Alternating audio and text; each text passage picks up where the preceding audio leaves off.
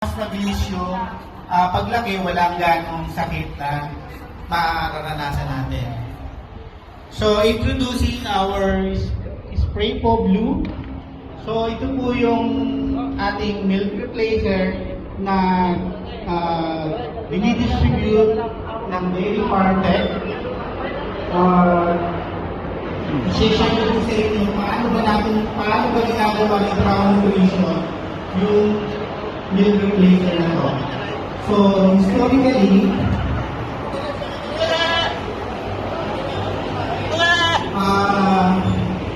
na-produce itong product na to sa village ng Sloten sa Netherlands. So, dati, pag-aaral ito ng nila.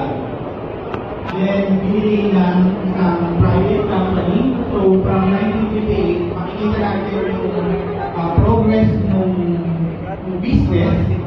So, nagtututo sila na spray po since 1958. Then, hanggang sa mabuyout sila ng 1996 ng isang private company. Then, paano naman ito napunta sa Brown Nutrition? So, nag-take over ang Brown Nutrition noong 2006. But kahit na nabili ni Brown Nutrition, i-retain pa rin natin yung pangalan niya ng factory, Sloten. Kaya makikita nyo sa website, makikita kayo na nakalagay Sloten. So, ibig sabihin lang, yun yung original na factory plant ng spray po. Then, 2012, with the development, innovation in Brown Nutrition, we start the Lifestart concept. Nagkaroon na tayo ng variation of different products ng spray po. Then, 2016, we rebrand from Sloten to Brown Nutrition.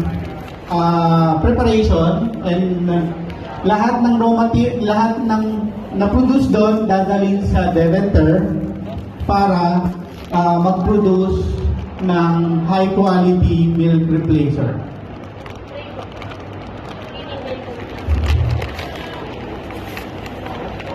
So, no, highlighted composition ng spray. Ito is